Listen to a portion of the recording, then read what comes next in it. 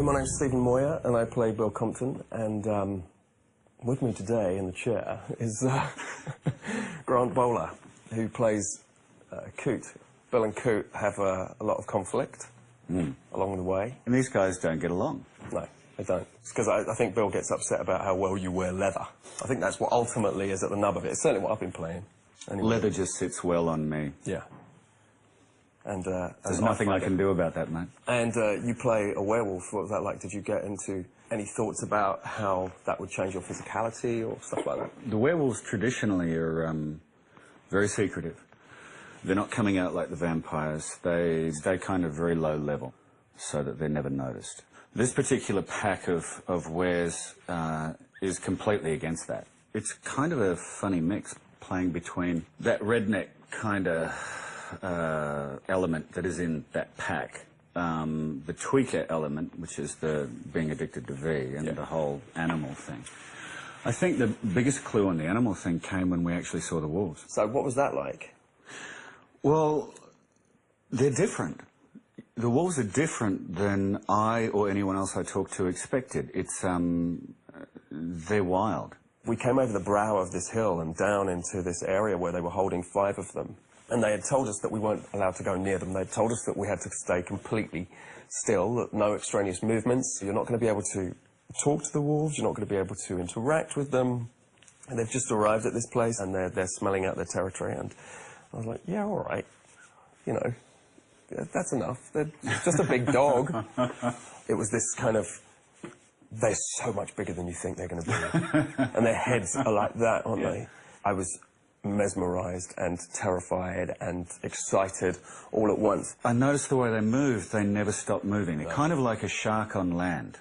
If their body's not moving, their head or their eyes are moving, but they don't stop. Your wolf is called Shadow? Shadow, and my wolf is black, and it's appropriate. Yeah. He's enormous. Yeah. He's very strong, he's black and grey, and no, I love my wolf. He is beautiful, isn't he? And it's extraordinary how much you bond with that idea as an actor. Yeah, absolutely. You know, off the image of the animal that is your mirror. That influenced me. One of the ideas that we play with is that that wolves run at a sort of higher temperature than a human, and of course vampires are cold because they're dead, and that is almost like a great dividing line, that one's cold and one's hot, and that they don't mix together.